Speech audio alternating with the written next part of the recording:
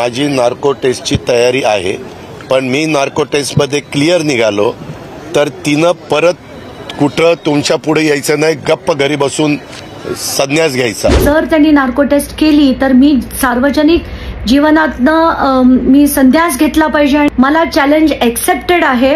आत्ताच काही माध्यमांवर अजित पवारांची प्रतिक्रिया बघितली आणि ते नार्को टेस्ट करायला तयार आहेत असं ते म्हणालेत।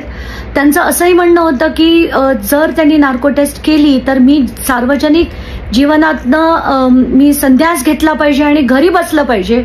मला चॅलेंज एक्सेप्टेड आहे, तुम्ही प्लीज तुमची नार्को टेस्ट करा आणि जर असं खरं ठरलं की तुमचा आणि विशाल अग्रवालचा काही संबंध नाही आणि तुम्ही याच्यात काही केलं नाहीये, माझा तुम्हाला शब्द आहे की याच्या पुढे मी कुठल्याही गोष्टीवर वाच्यता करणार नाही। मला चॅलेंज इज एक्सेप्टेड। प्रश्नावली फक्त मी लिहून देणार, ते प्रश्न तुम्हाला नार्को टेस्टमध्ये विचारले जाणार।